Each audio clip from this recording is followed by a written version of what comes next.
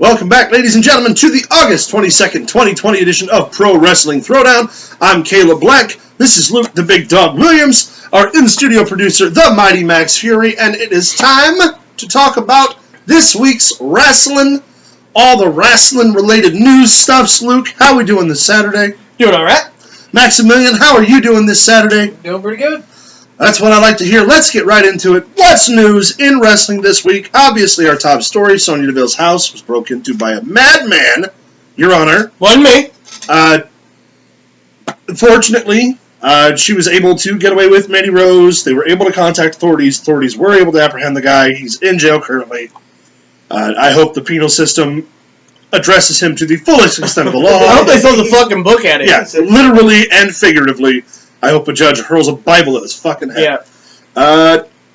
Sad news today in wrestling to report this week, the passing of former Ring of Honor World Champion Xavier. Second ever. He was actually in training and gearing up to make an in-ring return. And he was going to wrestle Jay Lethal in March for the new versus old. I don't remember what they called whatever it was. They said he was in phenomenal shape and was all excited. And then, of course, Steve Corino happened, and the world went to shit. And it didn't happen, unfortunately. I would have really liked to have seen that match. Yeah. So rest in peace, Xavier. You will be missed. Renee Young has tendered her resignation with the WWE. Good. Take her somewhere where she can be of use. Yeah, you put her on a commentating booth. She kills it every time. Yep. She's the best woman analyst you have. I guess that... And you take her off TV to let her host some show on Fox that got canceled, by the way. I guess that begs the question, is Renee Young going to be AEW bound to join Jon Moxley? I think so. I think that they could benefit from her experience and the woman side of things. You know what I'm saying? Like, yeah, you can get a female perspective who knows what she's talking about, who knows the business inside and out. Yeah, they don't have a female commentator. They have guest commentators occasionally. They've had Vena Scott for the past couple weeks, and she's not bad. Yeah, but you could put Renee at the desk. But you need a name, and she's a name. Yeah, I agree with that completely. I'd like to see that. AEW is getting some fans back.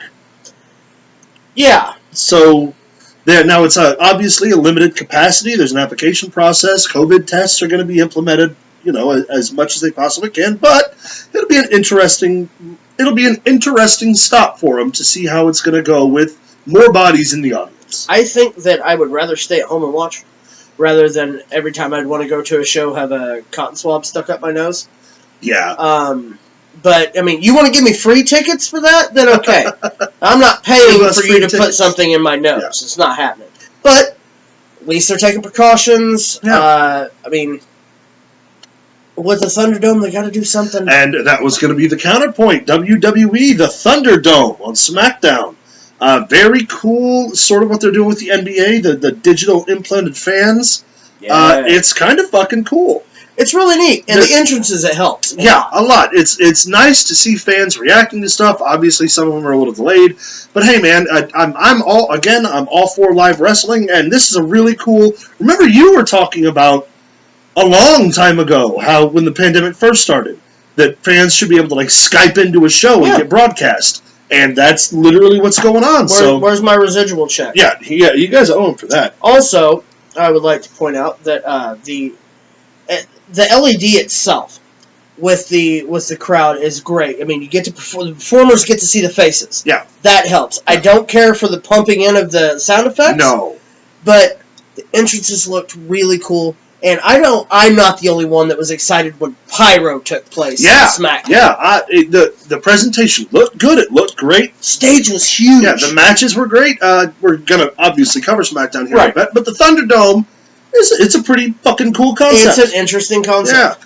Yeah. Also, Talking Smack is coming back to television. Unfortunately, without Renee Young, but... It's okay, we get Woodsy. Xavier Woods is going to take over as host. Hashtag Xavier4G4. Yeah, it'll be interesting. I love Talking Smack.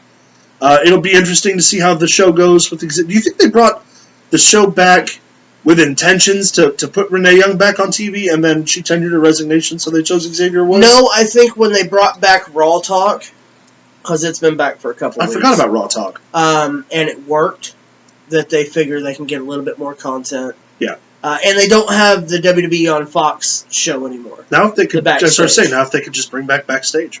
They got Charlie Caruso to guest host with Charlie. Xavier Woods. And she's good. Yeah. She's no Renee Young. Honestly, you know who should host it? Who? I dig Xavier Woods, and I think he should stay on the panel. Bring the people from the bump in.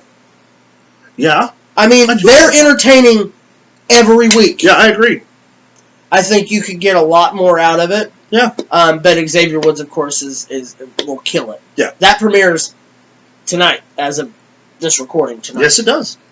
Guys, that is going to cover us up for the news in wrestling this week. What do you think about the news? Did we leave out any top stories for the week? Let us know in our email down below at prowrestlingthrowdown@gmail.com. You can also like, subscribe, and comment here on our YouTube channel, or you can find us on Facebook at facebook.com/prowrestlingthrowdown.